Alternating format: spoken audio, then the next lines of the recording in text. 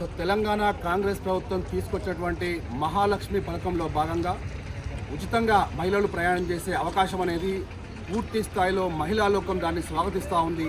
కాకపోతే ఇక్కడ ఆటో వాళ్ళ మరియు క్యాబ్ వాళ్ళను అదే స్థాయిలో వ్యతిరేకిస్తూ ఉన్నారు.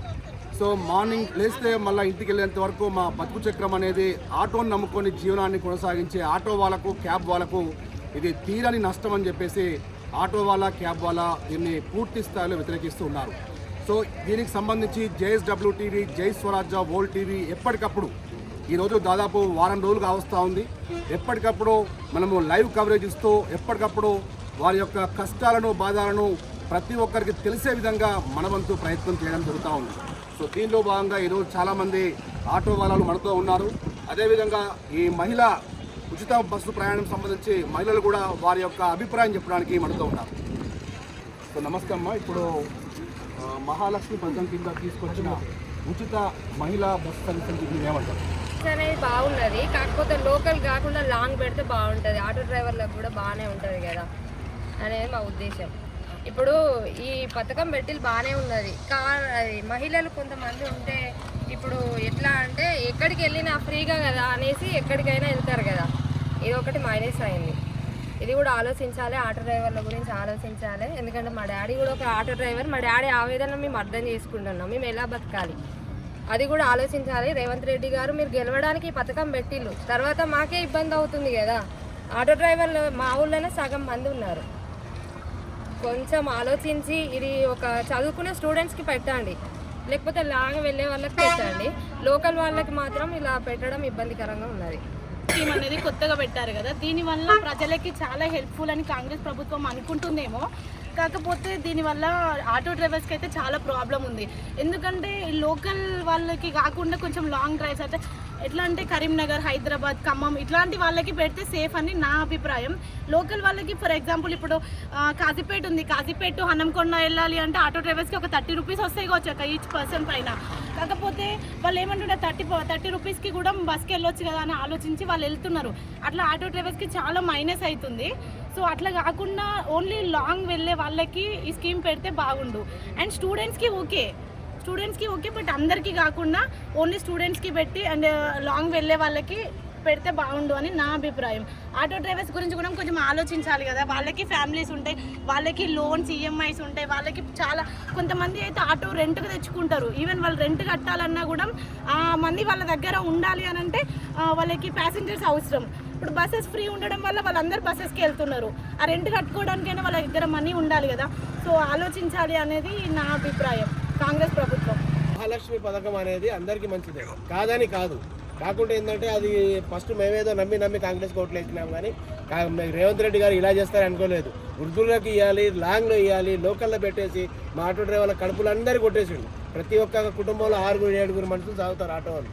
అది లేకుండా రోజు 1000 రూపాయలు చేసేవాళ్ళు ఈ రోజు 200 గతి లేకుండా పొద్దున్నుండి వచ్చి కూర్చున్నా ఇక్కడ ఇంతవరకు బోని చేయలేదు, ఇంతవరకు ఏం లేదు. ప్రతి ఒక్క ఆడవాళ్ళు ఆటో అనేటోళ్ళు ఈ రోజు లేకుండా అయిపోయింది. మాకు పొద్దున్న నుండి సాయంత్రం వరకు వచ్చి కూడా ఇంటికి ఖాళీకి వెళ్ళిపోతున్నాం. ఇంట్లో కూడా తినేదాని బియ్యం కూడా లేకుండా అయిపోయింది. వాడు ఇచ్చే 12,000 రూపాయలు మాకేం సరిపోదు. అవి లేకున్నా పర్వాలేదు, కానీ మా పొట్ట తిప్పలు రోజు బతికి అన్నం తినేటట్టు చేస్తే చాలు. రేవంత్ రెడ్డి గారు మీకు 2 చేతులు ఇచ్చి దండం పెడుతున్నాం. టీఆర్ఎస్ ప్రభుత్వం పోయి కాంగ్రెస్ ప్రభుత్వం వచ్చినందుకు మేము సంతోషపడ్డాం. చాలా వరకు మార్పు రావాలని కోరుకొని మార్పును తెచ్చిన తర్వాత రేవంత్ రెడ్డి సీఎం గారు వచ్చి మహాలక్ష్మి అనే పథకం పెట్టడం వల్ల ఆటో డ్రైవర్ల పొట్టను కొట్టినాడు. ఎక్కువ శాతం ఆటో డ్రైవర్లు చేసుకుంటేనే రెక్కాడితేనే డొక్కాడని మనుషులు ఎక్కువ శాతం. ఈ మాకు ఫైనాన్సులు రోజు గిరిగిరిలు కట్టడము, ఫైనాన్స్ కట్టడం, స్కూల్ ఫీజులు కట్టడం, ఇక్కడ మామూలుగా రోడ్ల మీద మాకు ఫోటోలు తీయడము, ఇవన్నీ ఖర్చులు చాలా ఉంటాయి మా మీద ఎక్కువ శాతం. మేము ఇన్సూరెన్స్లు కట్టడం, బండికి పేపర్స్ చేయించుకోవడం, స్కూల్ పిల్లలను చదువుకోవడం, మా ఆడపిల్లలను పెళ్ళిళ్ళు చేయడం, చదివించడం, ఎన్నో విధాలుగా మాకు చాలా ఖర్చులు ఉంటాయి. ఇవన్నీ ఖర్చులు ఇన్ని రోజులను మేము తట్టుకొని ముందుకు వచ్చినాం. కానీ ఇప్పుడు ఈ రోజులలో మాకు ముందుకు పోయే రోజులు లేవు ఇప్పుడు ఎక్కువ శాతం. మామూలుగా సీఎం రేవంత్ రెడ్డి మా ఆటో డ్రైవర్లను ఆలోచించి మొత్తం మేము ఒక్క వరంగల్లోనే లేవు, తెలంగాణ యావత్ ప్రపంచం మీద ఆటో డ్రైవర్లు ఉన్నారు. ఆటో డ్రైవర్లను ఆలోచించే ప్రభుత్వాలు ఇప్పటి వరకు కూడా రాలేదు. ఎక్కువ శాతం ఆటో డ్రైవర్లు అసంఘటిత కార్మికులు, అసంఘటితంగా బతికే వాళ్ళం మేము. కాబట్టి మమ్మల్ని ఆలోచించి మహాలక్ష్మి పథకం అనేదాన్ని ఈయన ఒక ఏంటిదనంటే మామూలుగా విద్యార్థినులకు 10th వరకు ఇంటర్ వరకు వీళ్ళకు చేస్తే బాగుండేది. కానీ ఇప్పుడు మామూలుగా టీచర్లు కానీ రెవెన్యూలో చేసేటోళ్ళు కానీ జిల్లా పరిషత్లో చేసేటోళ్ళు కానీ ఉద్యోగస్తులు వాళ్ళు అందరు సిటీలో తిరుగుతూ ఉంటారు. ఎప్పటికీ ఆటో ఎక్కే వాళ్ళు ఇప్పుడు మామూలుగా బస్సుకి వెళ్ళిపోతున్నారు. వాళ్ళకు లక్ష రూపాయలు వస్తాయి. ఆల్రెడీ నెలకు లక్ష రూపాయలు వచ్చే ఆడవాళ్ళ కూడా నువ్వు ఫ్రీ పెడితే మేము ఏ విధంగా బతకాలి? అసలు మన్మకొండ బస్ స్టాండ్ నుంచి వెళ్ళి జిల్లా పరిషత్కి వచ్చే ఆ లేడీస్ 20 రూపాయలు ఇచ్చి దిగుతుంది. ఇప్పుడు ఆమెకు ఫ్రీ వచ్చింది కాబట్టి మామూలుగా పల్లె వెలిగి వచ్చి మూల మీద దిగి నడిచిపోతాను. గుంపులు నడిచిపోతున్నారు ఎక్కువ శాతం. అట్లాంటప్పుడు మా ఆటో డ్రైవర్లకు పొట్టను కొట్టిన రేవంత్ రెడ్డి మామూలుగా ఆలోచించి సిటీలో కాకుండా నువ్వు ఒక పల్లె వెలుగా సిటీ ఎక్స్ప్రెస్సా వాటికి పెట్టు. అన్నిటికి పెట్టడం వలన మాకు చాలా వరకు ఇబ్బందికరంగా ఉన్నది. మేము తీసుకుపోయి రెక్కాడితే డొక్కాడని మనుషులం మేము. కాబట్టి మీరు ఆలోచించాలి రేవంత్ రెడ్డి గారని మనవి చేయొచ్చు. మహాలక్ష్మి పథకం పెట్టి కాంగ్రెస్ గవర్నమెంట్ ఆటో డ్రైవర్లకు పుట్టగొట్టినది. ఇప్పుడు ఆటో డ్రైవర్లు కేవలం వాళ్ళ పిల్లలు వాళ్ళ భార్య పిల్లలను బతికించుకుని కూడా చాలా ఇబ్బంది అవుతుంది. మేము రోజు ఇప్పుడు వారం రోజుల బట్టి పొద్దున్న తీసుకొచ్చి ఆటో లైన్లో పెట్టుకొని మళ్ళీ ఇంటికి వెళ్ళిపోతున్నాము. ఇంటికి పోతే బియ్యం లేవు, గ్యాస్ ధరలు ఇంకా కన్ఫామ్ కాలేదు. పిల్లల ఫీజు కట్టాలంటే ఇబ్బంది ఉంది. బియ్యం అంతా లేని స్థితిలో ఉన్నాము. దయచేసి ఉచిత ప్రయాణం రద్దు చేసి మా కడుపులో కొట్టకండి అని చెప్పి మేము వెళ్ళుకుంటున్నాం. ముఖ్యమంత్రి గారు మహాలక్ష్మి అనే పథకం పెట్టి బాగానే ఉంది. పథకం అనేది బాగానే ఉన్నది. అది ఆయన ఎన్నికల దృష్టిలో పెట్టిండు. కాకపోతే అది పెట్టడం వల్ల ఆటో డ్రైవర్లు అందరికీ పుట్టగొట్టినట్టు అయింది. నువ్వు పెట్టిన పథకం ఏదో ఒకటేసారి అందరికీ ఫ్రీ అనకుండా నువ్వు బయట దూర ప్రదేశాలలో పోయే వాళ్ళకు పెట్టండి, అదొక పద్ధతి ఉంటుంది. అంతేగాని లోకల్లో కూడా పెట్టేసరికి ఈ లోకల్లో ఆటో నడుపుకునే వాళ్ళు వాళ్ళ కుటుంబాలను చదువుకొని బతికే వాళ్ళు చాలామంది ఉన్నారు. కొన్ని లక్షల మంది ఆటో డ్రైవర్లు ఉన్నారు. ఆ అందరి డ్రైవర్ల కొట్టగొట్టిన దీనికి మీరు ఈ మామూలుగా అయితే మాకు కాజీపేట నుంచి అనంకొండకి 30 రూపాయల టికెట్ ఉంటుంది. మేము రైల్వే స్టేషన్ అడ్డం అది. ఈ రైల్వే స్టేషన్లో కొన్ని వేల మంది ప్రయాణిస్తూ ఉంటారు. స్టేషన్లో దిగిన పబ్లిక్ అంతా మొత్తం ఆర్టీసీ బస్కి ఎక్కుతున్నారు. మా ఆటో దగ్గరికి ఎవరు రావట్లేదు. అమ్మ ఆటో అయ్యా ఆటో అని పిలిచినా కానీ ఎవరు వస్తలేదు. ఎందుకు? మాకు ఫ్రీ ఉన్నది, మాకు ఫ్రీగానే వెళ్తాం, మాకు బస్సు ఫ్రీ ఉన్నది కదా అని వెళ్తున్నారు. మరి అందరికీ ఫ్రీ పెట్టినప్పుడు లోకల్లో ఫ్రీ పెట్టినావు, మరి మా ఆటో డ్రైవర్ల మోగల పరిస్థితి ఏంది? ఇన్నేళ్ళ నుంచి మేము ఆటోల మీదనే బతుకుంటున్నాం. మా పిల్లలను ఫీజులు కట్టుకుంటా, మా పిల్లలను చదివించుకుంటా, ఒక్కొక్కరి ఆటో డ్రైవర్ల పిల్లలు మంచి ఐఏఎస్ ఆఫీసర్లు అయిన వాళ్ళు కూడా ఉన్నారు. అది ఎందుకు? మేము ఆటో నడుపుకొని కష్టపడి బతుకుతున్నాం కాబట్టి మేము కష్టపడి చదివించుకున్నాము. ఇప్పుడు అలాంటి వాళ్ళకు మాకు ఉద్యోగాలు కూడా లేకుండా చాలా ఇబ్బందిగా ఉన్నది. మేము ఇంతగానో కష్టపడి పిల్లల్ని చదివించుకున్నా కానీ మా పిల్లలకి ఉద్యోగాలు కూడా వస్తలేవు. ఇవన్నీ రావాలనే కదా ఇన్నేళ్ళ నుంచి పరిపాలించిన 10 సంవత్సరాలు పరిపాలించిన టీఆర్ఎస్ పార్టీని కూడా కాదని మాకు కాంగ్రెస్ పార్టీ వస్తే మమ్మల్ని అందరినీ ఆదుకుంటాడనే ఉద్దేశంతో, మార్పు రావాలనే ఉద్దేశంతో కాంగ్రెస్ పార్టీని మేము గెలిపించినాక ముఖ్యమంత్రిగా మీరు ప్రమాణ స్వీకారం చేసిన తెల్లారే మా పొట్టలు కొడుతుంది. మరి ఇది ఎక్కడి న్యాయం? ఆడవాళ్ళకి అందరికీ ఫ్రీ అని వాళ్ళని సంతోషపెట్టినావు. మరి మాలాంటి కూలి పని చేసుకునే వాళ్ళకి రోజు మాకు ఫైనాన్స్ కట్టాలి, గిరిగిలు కట్టాలి. మాకు వచ్చేదే రోజుకు 500 కూలి.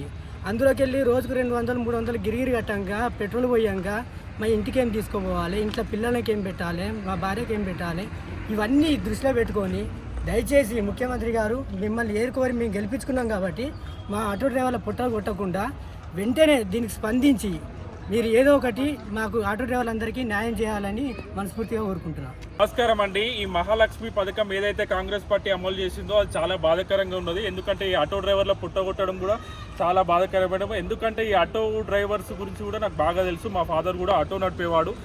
ఒక ఆటో డ్రైవర్ ఒక రోజు సంపాదించుకుంటే ఆయన కట్టే గిరిగిర్లు, పిల్లల చదువులు కానీ, ఇంట్లో కూరగాయలు కానీ, వస్తువులు కానీ అవన్నీ పొట్టగొట్టినట్టే. ఆ మెయింటెనెన్స్ అనుభవం కూడా ఏం మిగలదు. అలాంటిది ఈ ఆటో వాళ్ళకు అన్యాయం చేయడం అన్నది కూడా ఈ కాంగ్రెస్ పార్టీకి చాలా సిగ్గుచేటు. గత ప్రభుత్వాలు ఎప్పుడు కూడా ఇట్లా ఆటో డ్రైవర్లకు అన్యాయం చేయలే. ఈ ప్రభుత్వమే అన్యాయం చేస్తుంది. ఈ రేవంత్ రెడ్డి ఉచితాల కోసం, వాళ్ళ ప్రభుత్వం ఏర్పడడానికి కోసం ఎంతకైనా దిగజారుతూ ఉన్నాడు. 50 ఏళ్ళు పరిపాలించారండి వాళ్ళు కాంగ్రెస్ పార్టీ. ఏ ఒక్క ఆటో డ్రైవర్ని కూడా చదివేయలే. వాళ్ళే కనుక ఉచిత వైద్యం, ఉచిత విద్య కనుక ఇచ్చినట్టయితే మేమందరం ఇక్కడ రైల్వే జంక్షన్ ముంగట వీళ్ళు ఆటో నడిపేటోళ్ళు కాదండి. ఇప్పుడు అనవసరంగా ఈ ఉచిత బస్సులను పెట్టి ప్రయాణికులందరినీ ఆగం చేస్తూ ఉన్నారు. ఇంకొకటి ఏంటంటే మీకు అంతగానం ఇంట్రెస్ట్ ఉంటే చదువు మీద పెట్టండి. ఉచిత చదువు, ఉచిత విద్యం, ఎంబీబీఎస్ సీట్లు కానీ ఎంబీబీఎస్ కాలేజీలు కానీ అవన్నీ పెట్టి డెవలప్ చేయండి తప్ప ఈ ప్రభుత్వాల కోసము వాళ్ళ అధికారం రావడానికి కోసము ఈ ఉచితాలను పెట్టి మాలాంటి కూలీలను మాలాంటి ఆటో డ్రైవర్లను రోడ్డు మీదకి పెట్టడం ఏమాత్రం కూడా కరెక్ట్ వే కాదు. మేము వెంటనే ప్రభుత్వం స్పందించాలి. మేము ధర్నాలు దిగుతాము. రేవంత్ రెడ్డి దిగొచ్చి మాకు ఉపాధి కల్పించాలని మేము మనస్ఫూర్తిగా కోరుకుంటున్నాం. ఇదైతే కరెక్ట్ వే కాదు. ఇది ఒక రైల్వే జంక్షన్ అండి. ఇక్కడ నుంచి విజయవాడ కానీ, కేరళ కానీ, చెన్నై కానీ, గోరఖ్పూర్ కానీ, ఢిల్లీ కానీ, హైదరాబాద్ కానీ, బెంగళూరు కానీ ఎక్కడెక్కడికో పోతాయి. ఇక్కడ ఉన్న ప్రయాణికుల్ని వరంగల్కి ఒక 20 కిలోమీటర్లు దించొస్తాం. మేమేం హైదరాబాదు, మెదక్, నల్గొండ, ఖమ్మం ఏం పోము. కేవలం ఈ లోకల్లో కూడా ఎవరు ఎక్కట్లేదు. అంటే లాంగ్ మేము హైదరాబాద్ పోము కాబట్టి హైదరాబాద్ పెట్టుకోండి. ఎవరైతే దరిద్రపు రేఖ దగ్గర ఉన్నారో వాళ్ళకు పెట్టుకోండి, అలౌట్ చేయండి. వికలాంగులకు అలౌట్ చేయండి, స్టూడెంట్స్కి అలౌట్ చేయండి. కాకపోతే లోకల్ ఇక్కడ 20 కిలోమీటర్ల వాళ్ళకు కూడా ఇవ్వడం అయితే ఇది కరెక్ట్ వే కాదు. గత ప్రభుత్వాలు కూడా ఇక్కడ ఇవ్వలేదు. ఈ ప్రభుత్వం కేవలం అధికారం రావడం కోసమే మా ఆటో డ్రైవర్ల పుట్ట పుట్టింది. మేము మార్పు రావాలి, కాంగ్రెస్ రావాలంటే ఇది అన్యాయం, ఇది జరిగింది. వెంటనే దీని తక్షణమే యనమల రేవంత్ రెడ్డి గారు స్పందించాలి, సీఎం గారు. లేకపోతే ధర్నాలకు ఎంతకైనా దిగుతాం. కొట్లాడి సాధించుకున్న తెలంగాణ అండి ఇది. ఆనాడు మేము ఆటో డ్రైవర్ల అందరం ధర్నాలు వేసి వంట మార్పులు వేసి కొట్లాడితేనే వచ్చింది. 10 ఏళ్ళు కేసీఆర్కి ఇచ్చాం. తర్వాత మార్పు కావాలని నీకిస్తే నువ్వు చేసింది ఏమున్నది? ఉచితాలను పెట్టి మమ్మల్ని రోడ్ మీద పడేసి మేము ఎక్కడికి పోవాలి, ఏమని చేసుకోవాలి? ఒక్కరు కూడా ఆటో ఎక్కట్లేదు. ఇప్పుడు ఎవరు కూడా బస్సెస్ ఉన్నాయి కదా అని అట్టే పోతా ఉన్నారు. ఇది చాలా అన్యాయం. వెంటనే స్పందించి మాకు ఏదో ఒక న్యాయం జరగాలని మేము మనస్ఫూర్తిగా కోరుకుంటున్నాం. నరహరి నా పేరు, auto union president correct station Pratap auto union. ఈ అన్ని అడ్డలన్నీ మాదే అడ్డలు నడుస్తాయి. అందరం కలిసిమెలిసి పని చేసుకుంటాం. కానీ ఏంటంటే ప్రభుత్వం ఈ మహాలక్ష్మి అని పెట్టి బస్సులకు ఫ్రీ అని పెట్టి మా పుట్టలు కొట్టిళ్ళు. మా భార్య పిల్లలు రోడ్డు మీద పడే పరిస్థితి వచ్చింది. మాకు గతంలో ఉన్న ఎమ్మెల్యేలు ఈ పరిస్థితి ఉంటే, ఇప్పుడు వినయ్ భాస్కర్ ఉంటే మాకు తీర్చేవాడు. వచ్చి మమ్మల్ని సాధక బాధగా అడిగి ఏంది ఎట్లా చేద్దాం, దీన్ని ఎట్లా మూవ్మెంట్ చేద్దాం, ఎవరిని మినిస్టర్ కలుతాం, ఎవరిని కలిస్తే పని అవుతుంది అనే వ్యక్తే ఓడిపోయింది మాకు. అదే బాధాకరణం. అందుగురించి ఏం మాట్లాడలేకపోతాం. ఏంటంటే మాకు అన్న ఉంటే టీఆర్ఎస్ ప్రభుత్వం ఉన్నప్పుడు మాకు ఏం ఇబ్బందులు చేయలే. మాకు కొత్తగా వచ్చింది, మాకు మంచిగా నడుపుకున్నాం. వాళ్ళు భార్య పిల్లలు చదువుకున్నాం. మా పిల్లలను చదువు చదివించాం. మంచి బీటెక్ చేసిండు మా పిల్లలు. నా బిడ్డ బీటెక్ చేసింది, సాఫ్ట్వేర్, ఇంట్లో నుంచి జాబ్ చేస్తుంది. అంటే ఇట్లాంటి చాలా కుటుంబాలు మా కుటుంబాలు బతికేటోళ్ళు. ఈ బతికే కుటుంబాల మందు పోసింది ప్రభుత్వం. మా బాధ చెప్పుకోలేకపోతాం. ఇది రాష్ట్ర వ్యాప్తంగా దేశవ్యాప్తంగా కూడా మేము దీన్ని ఉద్యమాన్ని ముందుకు తీసుకుపోతాం. ప్రతి ఒక్క ఆటో డ్రైవర్ దీనికోసం నిరాదీక్ష చేస్తారు. ఆత్మ బలిదానాలు కూడా ఇచ్చేందుకే సిద్ధంగా ఉన్నారు అని తెలియపరుస్తాం. ఇప్పుడు కాజీపేట ఆటో వాళ్ళ అధ్యక్షుడిగా మరి రేపు తెలంగాణ రాష్ట్ర వ్యాప్తంగా ఆటో వాళ్ళ బంద్ కాల్ వచ్చింది. దీనిపై ఏమంటారు? రాష్ట్ర వ్యాప్తంగా కూడా మేము బంద్ కాల్ ఇస్తే పిలుపునిస్తే మేము తప్పకుండా పాల్గొంటాం. దాన్ని విజయవంతం చేస్తాం.